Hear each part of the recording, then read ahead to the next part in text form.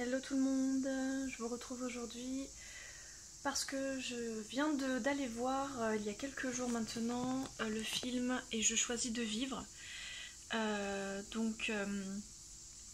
C'était la seule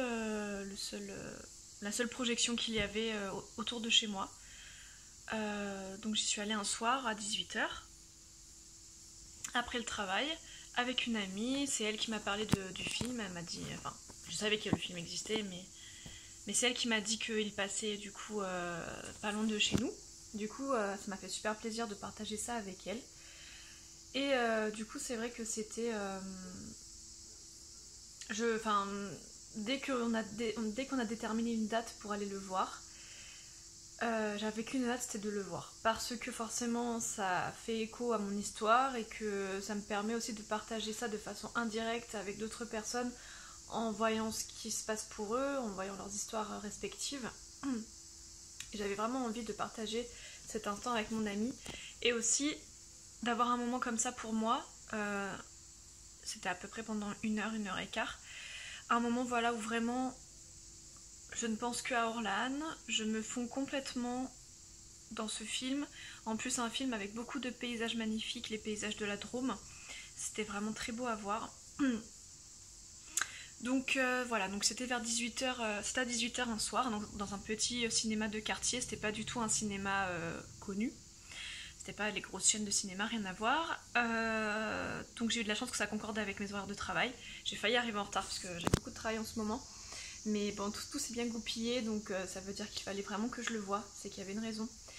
Et voilà, donc toute la journée pendant mon travail, j'avais beaucoup de travail ce jour-là. Je pensais à ça, j'avais qu'une hâte, c'était bon, j'étais très contente de faire mon travail, hein, mais j'avais qu'une hâte, c'était en fait d'être au soir à 18h pour voir le film. Je pensais qu'à ça. Du coup, je pensais aussi beaucoup à Orlan. Ça me faisait du bien de me dire que voilà, j'allais avoir un moment pour moi.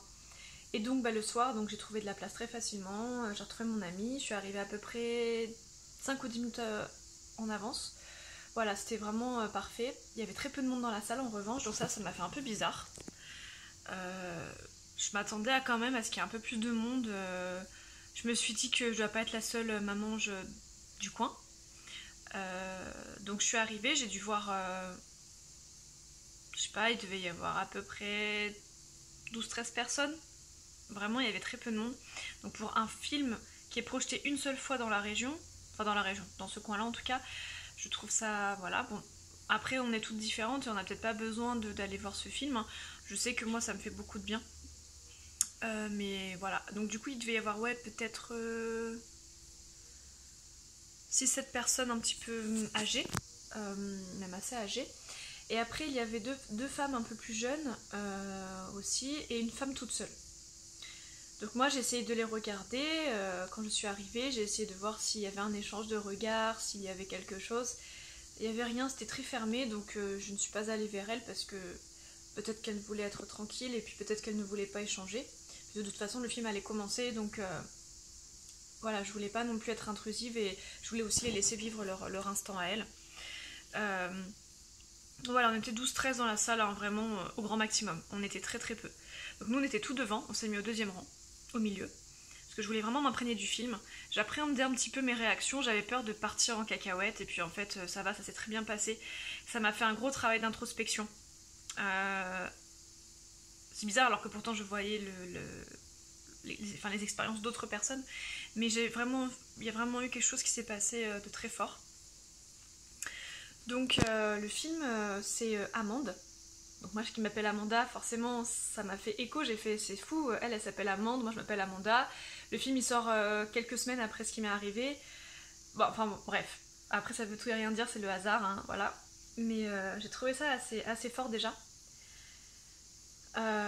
Surtout qu'il y a une des personnes qu'elle a rencontrées qui a un accent, et quand elle a dit Amande, j'ai entendu Amanda, donc c'était un peu bizarre. Bref, donc voilà, donc en fait c'est Amande et son chéri, je me rappelle plus son prénom, donc qui ont perdu leur enfant Gaspard la veille de ses 1 an, d'une maladie du cœur si j'ai bien compris l'histoire. Donc du coup elle n'arrive pas à se remettre du décès de son fils. Et elle souhaite du coup faire avec un ami à elle qui est un ami réalisateur, si je dis pas de bêtises, donc qui a un drone et qui filme, etc. Elle décide de faire le tour de la Drôme, donc je pense qu'elle habite la Drôme logiquement, ça ne le stipule pas mais ça me paraît logique. Donc elle décide de faire le tour de la Drôme à la rencontre de personnes qui auraient vécu une histoire similaire à la sienne, ainsi que d'autres personnes. Et aussi le fait de marcher, ça fait une espèce de pèlerinage qui lui permet aussi d'être dans le moment présent et de faire un deuil un petit peu préparé pour essayer de passer, pas à autre chose parce que c'est pas possible, mais d'essayer de se sentir mieux. Donc du coup, donc il parle au début avec son chéri, donc son chéri lui dit qu'il n'a pas besoin de communiquer autant qu'elle. Donc forcément moi c'est pareil, mon mari il communique très peu là-dessus, moi j'ai besoin de beaucoup en parler, lui beaucoup moins. Il dit justement que voilà que sa chérie elle a besoin d'en parler beaucoup, qu'elle a besoin d'échanger avec d'autres personnes, que lui c'est pas forcément son choix, et que du coup elle va partir toute seule donc en vadrouille avec leur ami qui est vidéaste réalisateur, donc pour rencontrer des gens, pour se balader, etc. Donc lui du coup son chéri il les rejoint, il les rejoint tous les soirs dans une espèce de petite caravane. Donc ils partent avec un âne afin que l'âne puisse porter le matériel, puisque voilà c'est un peu compliqué dans les petits chemins de randonnée de tout porter eux-mêmes, hein. Voilà, donc les paysages sont vraiment magnifiques, hein, c'est vraiment la Drôme, moi je connais pas énormément, c'est très très beau, franchement c'est magnifique et ça aide, je trouve que ce sont des paysages qui aident à prendre du recul et à se sentir bien, dans le sens où ce sont vraiment des paysages époustouflants et avec des grandes vallées, des grandes collines, des grandes montagnes, et du coup on se projette complètement dans les paysages. Et on arrive à trouver de la beauté, et du coup dans une situation de deuil périnatal on est tellement mal que ça fait vraiment du bien. D'ailleurs elle n'emploie jamais le mot deuil périnatal, jamais. Elle dit toujours le deuil, ça voilà c'est un choix et pourquoi pas, enfin ça c'est pas dérangeant. La première personne qu'elle rencontre est une femme qui a perdu son enfant, et cette fille, ce qui m'a vraiment, qui m'a fait vraiment écho, et que j'avais pas forcément conscience de ça avant de voir ce film, c'est qu'elle dit voilà j'arrivais pas à retrouver mon identité, j'arrivais pas à me reconnaître, j'étais mère sans être mère, et c'était très dur de trouver ma place, de savoir qui j'étais après le décès de mon enfant. Et quand elle a dit ça, waouh, direct j'ai eu les larmes qui sont montées. De toute façon depuis le début du film j'étais déjà en train de pleurer, hein. Clairement c'était assez violent. Mon ami aussi, mon ami a beaucoup plus pleuré que moi, voilà, parce que moi j'ai déjà tellement pleuré que les émotions sont très fortes à l'intérieur, mais les larmes coulent un peu moins qu'avant, parce que voilà j'ai tellement donné à ce niveau là que je pense que mon corps il peut plus. Par contre j'avais la gorge tout le temps nouée, j'étais traversée d'émotions, j'avais tout le temps voilà, les larmes qui montaient constamment. Et voilà, donc elle rencontre cette première personne, donc au bord d'un ruisseau, dans la forêt, c'était très beau en plus. Et voilà, donc elle parle, elle pleure, elle se prennent dans les bras, enfin c'était vraiment très émouvant. Donc voilà. Ensuite, donc voilà, elle va voir d'autres personnes, un couple par exemple qui a 3 enfants, donc 2 vivants et un décédé, qui s'appelait aussi Gaspard, hein, comme le fils de Amande, et qui ont aussi perdu à peu près au même âge je crois. Voilà, donc du coup c'était le père qui parlait, qui disait voilà, nous les pères on se sent impuissants, etc. Donc c'était aussi intéressant que ce soit un papa qui parle, la maman elle a un peu moins parlé, c'était intéressant. Et puis du coup de voir un petit peu comment les enfants aussi de ce couple avaient vécu la mort de leur frère en fait. C'était intéressant de voir ce qu'ils disaient par rapport à ça. C'était très mignon en plus parce que du coup le réalisateur, pendant que Amande parlait avec les parents, il disait aux enfants venez on va faire une maison pour Gaspard, et les enfants ils disent lequel? Pas les 2. Et c'était trop mignon parce que du coup ils ont fait une espèce de petite maison à même le sol, hein, donc une maison sans relief, hein, même le sol avec des rochers et tout ça. Et voilà, c'était très mignon, c'était vraiment très mignon. Après elle rencontre une personne qui a fait un livre suite justement à la mort de son enfant, un homme qui a perdu un enfant et qui donc a fait un livre sur des astuces, des aides pour aider à accompagner le deuil. Et c'était très intéressant tout ce qu'il disait. quelque chose qui m'a beaucoup marqué dans ce qu'il a dit, c'est voilà, donc en fait il donnait voilà, plein d'étapes, plein d'aides justement pour accompagner notre souffrance et pour essayer d'aller mieux. Et il disait parlez-en autant que vous voulez, parlez de votre enfant, parlez de votre fille, de votre garçon, parlez-en autant de fois que vous voulez, avec les détails. Les personnes qui sont amies avec vous, faut vraiment qu'elles vous disent d'en parler. Voilà, comment tu vas aujourd'hui, est-ce que tu as envie de parler de ton enfant, peux-tu me raconter à nouveau ce qui s'est passé et comment était ton enfant de visage, est-ce que tu veux me reparler de telle ou telle étape de ce qui s'est passé, est-ce que tu as besoin de parler de quelque chose de différent par rapport à d'habitude, enfin, et voilà, il expliquait qu'en gros en parler c'était très bénéfique et ça aidait à accompagner le deuil. Et moi depuis le début, depuis ce qui s'est passé avec Orlan, j'ai tout le temps envie d'en parler, je veux tout le temps parler d'elle, parce que sinon pour moi elle n'existe pas, c'est comme si elle avait jamais existé et c'est horrible, pour moi elle existe. Et du coup, et voilà, et c'était très intéressant ce qu'il disait, je vous invite vraiment à voir cette partie du film où ce monsieur parle. Je crois que c'est la deuxième ou la troisième personne qu'elle rencontre au cours de son périple. Et vraiment, c'était un passage très très intéressant. Et vraiment, dans tout ce qu'il a dit, je me suis rendu compte que moi, il y a beaucoup de personnes qui me posent pas de questions, qui m'ont jamais parlé, même des gens que je considérais, oui, enfin, que je considère toujours comme des amis ou des copains. Voilà, on en parlait au début et on n'en parle plus maintenant, ou alors on n'en a jamais parlé parce que soit on s'est vu beaucoup plus tard après ce qui s'est passé, donc pour eux ils doivent considérer que j'ai plus besoin d'en parler, sauf que moi j'ai tout le temps besoin d'en parler en fait. J'ai tout le temps besoin d'en parler, même si ça ressasse, même si eux ils peuvent trouver ça glauque, je m'en fous, j'ai envie d'en parler. C'est ma fille, c'est tellement un moment traumatisant que le fait d'en parler constamment, de ressasser les détails, ça aide à avancer. Moi en tout cas c'est comme ça que ça fonctionne et j'ai trouvé que ce qu'a dit ce monsieur était très pertinent et complètement vrai. Et ça m'a beaucoup plu ce passage du film, vraiment c'était... bon forcément ça m'a encore plus fait pleurer mais c'était génial. Elle dit aussi dans le film, voilà, il y a un nom pour ceux qui ont perdu leurs parents, pour ceux qui ont perdu des proches, etc. Mais il n'y a pas de nom pour les personnes qui ont perdu un enfant. Je vois ce qu'elle veut dire dans le sens où oui, dans le dictionnaire il n'y a pas de mots. Après, voilà, les termes mamange, papange et parange, ce sont des termes que nous avons inventés. Des termes, voilà, ce ne sont pas des vrais mots. Mais voilà, du coup pour moi il y a quand même des mots qui ont été créés. Je suis pas forcément fan de ces appellations, je vous le dis tout de suite, hein, moi je trouve ça un peu... c'est beau, parce que voilà, il y a le terme ange, c'est beau et tout ça, mais ça fait un peu niais quoi, c'est pas... C'est vrai qu'il devrait y avoir un terme pour ça. Et ce que j'aime bien aussi dans ce film, c'est qu'elle commence et elle termine par une histoire avec Bouddha, comme quoi en fait, qui montre que la résurrection n'est pas possible. Voilà, et c'est important aussi de se dire, bah voilà, de toute façon ton enfant il pourra pas revenir, donc t'as pas le choix d'avancer en fait, t'as pas le choix que d'avancer, t'es obligé. Donc voilà, ça c'est une histoire que j'aime bien. Donc voilà, je suis passée par énormément d'émotions, je suis sortie de là, j'étais vraiment comme apaisée. J'étais comme le cerveau dans du coton, j'étais très apaisée. Ça m'avait fait beaucoup de bien, vraiment. Ça m'a aidé dans mon processus de deuil pour avancer. Pas dans le sens que j'aurais pensé. Parce que déjà, forcément, dans les personnes qu'elle rencontre, ce sont des personnes qui ont vécu la mort de leur enfant après la naissance. Ce ne sont pas des personnes qui, comme moi, ont perdu leur enfant à 2 semaines du terme. Voilà, du coup, bah, j'ai pas eu autant de réponses que j'aurais voulu, mais les réponses, de toute façon, je ne les aurais pas, je le sais très bien. Mais en tout cas, ça m'a aidé dans mon processus de deuil, je vais y arriver, excusez-moi. Et voilà, après, voilà, c'est juste ça que bah oui, forcément, elle va avoir des personnes qui ont été dans son cas, c'est complètement normal.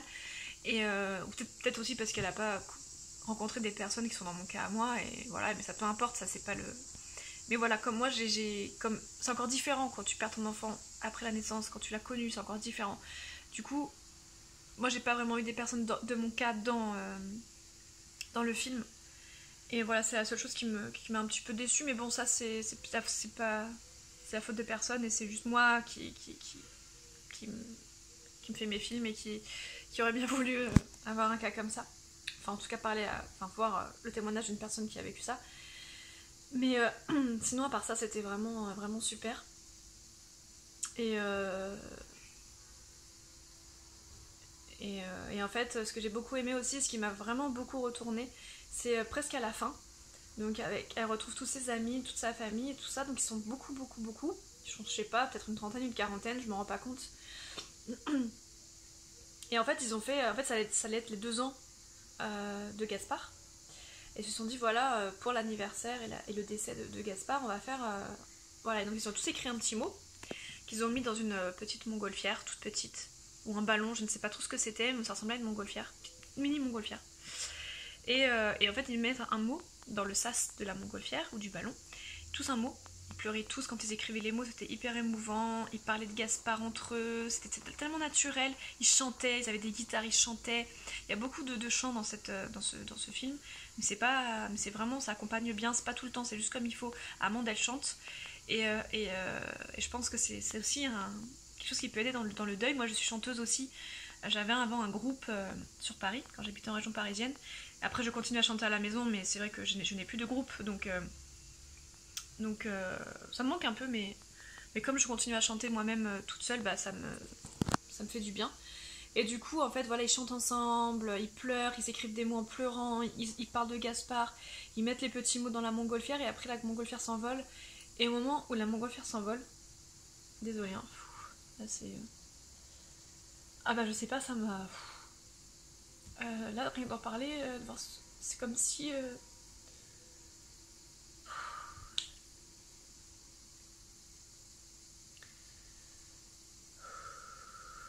C'est comme si... C'est comme si, voilà, je voyais Orlan s'envoler et que j'acceptais son départ, en fait, et comme si, voilà, elle laissait partir son fils. Et c'était vraiment une symbolique très belle et très... C'était vraiment très puissant. C'était vraiment magnifique. Et du coup, ça m'a vraiment retourné. Et de voir toute cette solidarité autour de Gaspard, autour de ce couple, ça m'a fait beaucoup de bien aussi. Moi, on est très entourés, on a beaucoup d'amis, mais c'est vrai qu'on n'a jamais fait un truc comme ça où on se regroupe tous pour ça. Je sais que moi, mon mari, il serait pas trop pour forcément parce que bah, il a besoin d'être un peu seul, un peu tranquille. Il aurait l'impression de célébrer sa mort plus qu'autre chose et ça, il comprendrait pas. Moi, je suis plus comme Amande et son conjoint. Je suis plus comme eux dans le sens, voilà, j'aurais bien aimé, voilà, peut-être que quand ça fera 1 an, peut-être que... Désolée, j'arrive plus à me calmer. Peut-être que quand ça fera 1 an pour Orlan, on fera aussi ça, je sais pas. Je pense que j'en parle à mon mari, je vais lui dire, voilà, j'aimerais bien qu'on fasse ça pour Orlan dans sa mémoire et tout ça. Mais je sais pas du tout s'il voudra. On verra. Sinon, tant pis, je le ferai moi avec mes amis ou... Enfin, en tout cas, le truc de la montgolfière, ça m'a fait un truc et le fait que je le fasse moi, peut-être que ça m'aidera aussi à voir. Voilà.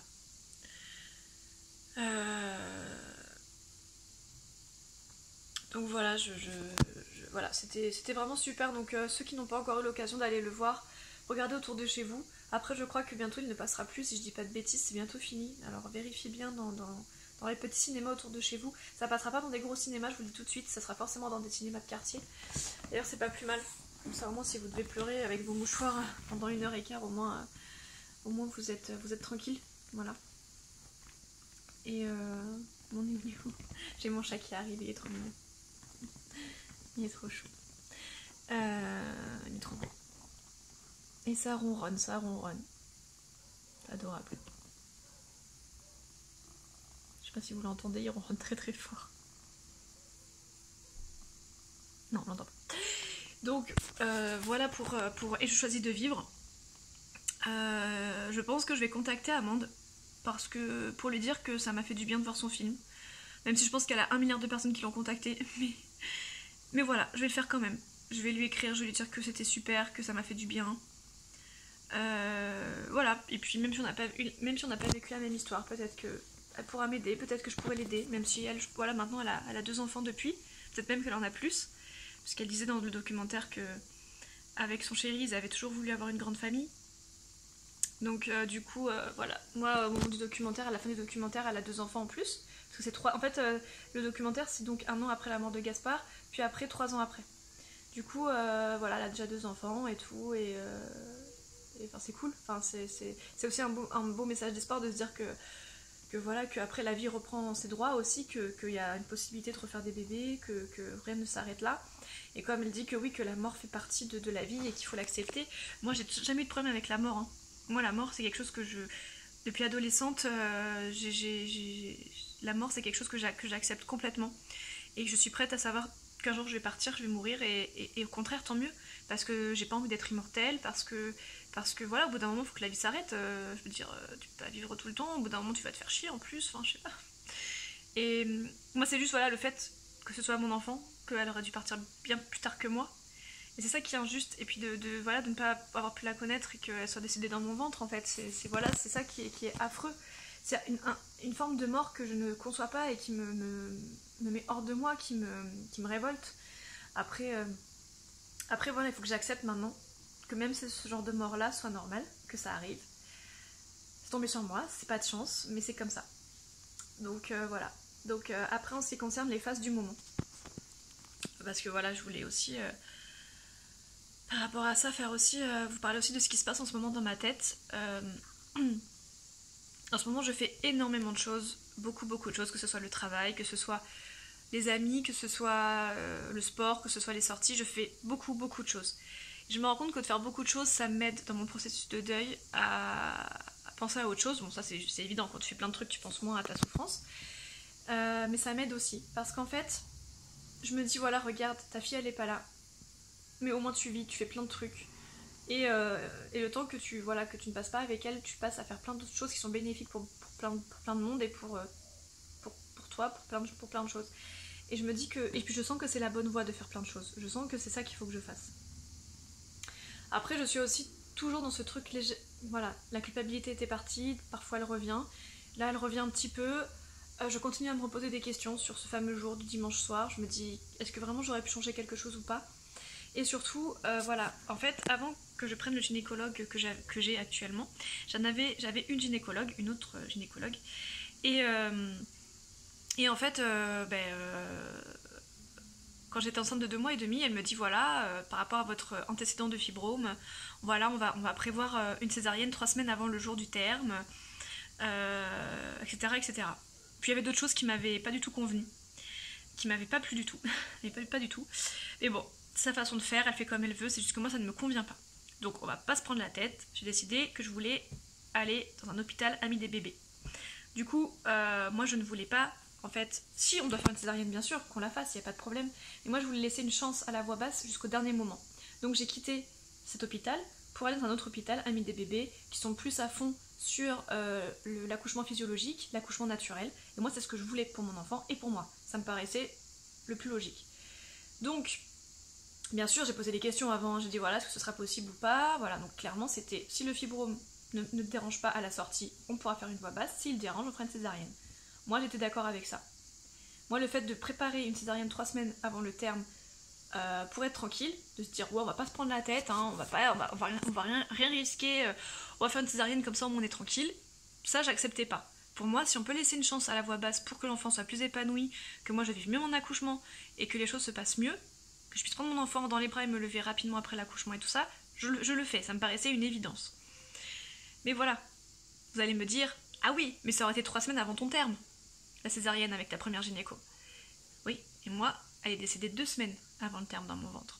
Donc en gros, hein, parce que tout aurait pu changer si j'avais gardé la même gynéco, hein, peut-être que les événements n'auraient pas été les mêmes aussi.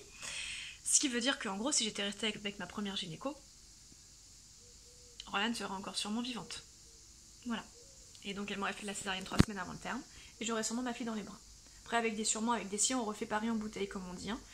Mais voilà, donc j'ai constamment ce truc dans ma tête aussi qui me fait pas du bien, qui me perturbe énormément.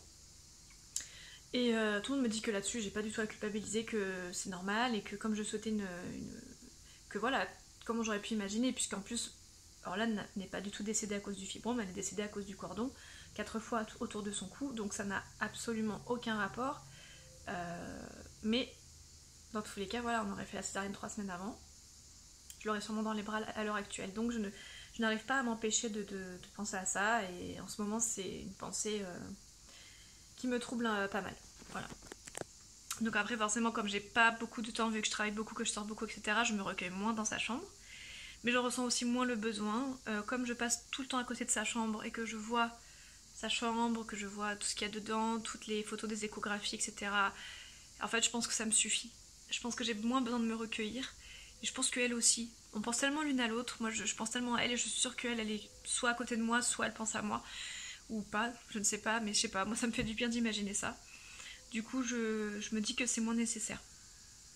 Et surtout, je culpabilise pas du tout par rapport à ça. Parce qu'il vaut mieux vivre, être à l'extérieur et faire plein de choses que passer son temps dans une chambre vide et pleurer. Ça sert à rien. C'est. Voilà, même si je pleure encore beaucoup, hein, vous l'avez vu tout à l'heure, j'ai un peu craqué. Voilà un petit peu les phases du moment, voilà. Et ah oui, pour terminer, euh, donc justement tout à l'heure, comme je vous disais par rapport au film, le fait de voilà de poser des questions, de ne pas hésiter à en parler aux personnes qui sont en deuil périnatal, etc. Ma voisine ma voisine du bas, euh, euh, ça faisait en fait depuis avant mon accouchement que je l'avais pas vue. Et en fait, quand elle croisait mon mari, elle lui disait qu'elle osait pas venir me voir parce qu'elle savait pas trop quoi dire, qu'elle était gênée, etc., etc. Voilà. Donc, faut savoir que moi j'ai accouché le 25 février. Là, nous sommes le 2 juillet, le 1er juillet, je sais plus. Et du coup, bah là, ça fait depuis tout ce temps que je l'ai pas vue depuis à peu près début février, si je dis pas de bêtises. Donc pendant tout ce temps, elle n'est pas venue me voir. Voilà. Moi personnellement, j'ai quelqu'un qui est pas bien, que j'aime beaucoup. En plus, je la vois régulièrement, des fois on boit le café ensemble et tout. Euh, Quelqu'un que j'aime beaucoup, que je sais qu'elle est dans très mal, qu'elle est au plus bas, etc. Je me dis pas, je suis gênée, je sais pas quoi lui dire. En fait, j'y vais et puis c'est tout. Je cherche pas à comprendre. Elle habite juste en bas. Il y a quoi, 2 mètres qui nous séparent. Je... Voilà, après c'est ma façon de voir les choses et c'est voilà, mais comme dit le mec qui a fait son bouquin pour aider, qui fait un peu une thérapie pour le deuil, voilà, qu'il faut entourer les gens, qu'il faut leur parler, qu'il faut vraiment en parler, en parler, en parler. Ben là, on n'en a pas du tout parlé, on s'est croisés, du coup j'y suis allée la semaine dernière, parce que je me suis dit, bon, bah sinon je vais jamais la revoir, hein, donc il faut quand même que je me bouge les fesses. Donc c'est moi qui ai fait l'effort d'aller la voir, c'est moi qui y suis allée. Je pense que ça aurait dû être elle, mais bon. Voilà, encore une fois, on va aller au-delà de tout ça, on va être tolérant, on va se dire qu'on est tous différents, voilà, voilà, tant pis, faut accepter, on n'a pas le choix. Donc j'y suis allée et je pensais vraiment qu'on allait en parler en fait. J'étais sereine, j'étais contente de me dire que j'allais la voir parce que ça fait longtemps que je l'aime beaucoup. On n'a pas du tout le même âge, elle est beaucoup plus âgée, mais moi je m'en fiche, moi j'aime des gens de tout âge, j'ai pas de problème là-dessus. Et voilà, et donc je suis arrivée, elle m'a dit alors comment ça va? J'ai dit bah on fait comme on peut et tout. Après je voyais qu'il y avait des blancs et tout, elle parlait pas trop et elle me dit oui comme je disais à ton... Enfin, le premier truc qu'elle m'a dit c'est oui comme je dis à ton mari, voilà j'osais pas venir te voir. Je n'osais pas venir te voir et tout ça, j'étais pas bien, j'étais gênée, je sais pas quoi, je sais pas ce que j'aurais pu te dire, etc. Et moi je lui ai dit, bah non, justement, il fallait venir me voir, moi tu sais, ça me fait du bien d'en parler, etc.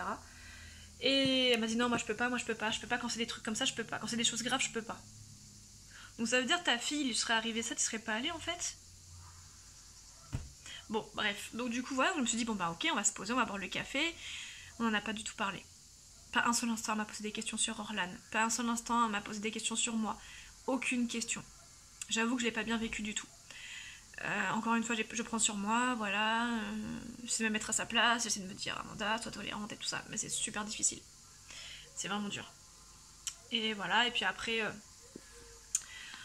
j'ai une amie qui est venue à la maison, ça m'a fait beaucoup de bien pendant 2 jours. Et voilà, donc je lui ai proposé, parce que selon les personnes que je connais, les personnes très proches, je leur propose, si elles ont besoin pour leur deuil ou pour avancer, de voir les photos d'Orlan. Les photos, pas les photos d'échographie, les vraies photos d'Orlan. Hein. Et donc il y en a qui me disent oui, ça leur fait du bien, ils veulent la voir, et d'autres qui me disent non. Et là en l'occurrence, elle n'a pas voulu les voir, et je comprends complètement. C'est juste que si Orlan avait été vivante, les gens auraient tout fait pour la voir. Mais là, comme elle est décédée, bah, ils veulent pas voir ses photos. Alors que c'est la même personne, c'est le même bébé, c'est juste que oui, bah ok, elle aurait été inanimée, ok, elle était violette, mais elle avait son vrai visage de bébé, elle n'était pas déformée, elle n'était pas tuméfiée, elle était normale. Et voilà, et du coup, bah, ça me fait du mal parce que je me dis, voilà, comme elle est décédée, personne ne veut la voir. Et donc, c'est comme si on la reniait d'un côté, donc ça me fait du mal. Après, je comprends complètement. Personnellement, à sa place, peut-être que j'aurais pas voulu voir les photos non plus. Voilà. C'est juste que ça me fait du mal à moi et que c'est compliqué de me dire que mon bébé, que j'ai porté dans mon ventre 9 mois, que j'aime plus que tout, que beaucoup de gens ne veulent pas l'avoir. C'est pas évident. Voilà. Donc voilà, après je comprends complètement et peut-être que j'aurais fait la même chose. Voilà, ça me gêne beaucoup moins déjà que les personnes qui me disent qu'elles m'ont pas vu depuis des mois parce qu'elles osaient pas quoi, parce qu'elles savaient pas quoi me dire et que c'était trop dur pour elles. Voilà. Moi ça je conçois pas. Bon bah écoutez, je pense que j'ai fait le tour. Là je vous ai fait une très longue... Oh putain, 30 minutes. Ah oui, oulala. J'ai jamais fait une vidéo aussi longue, même quand j'ai expliqué ce qui s'est passé avec Orlan, je crois. Mais voilà, bah voilà, comme ça au moins ça vous fait quelque chose à écouter pendant un petit bout de temps, ça vous occupe. Désolée, je pensais pas que c'était aussi long. Je sais pas ce qui m'a pris de faire une vidéo aussi longue, enfin bref. C'est pas grave, on s'en fiche. Le but étant que si ça a aidé des gens et si vous avez envie de mettre des commentaires, c'est avec grand plaisir et je vous fais des gros bisous. À bientôt.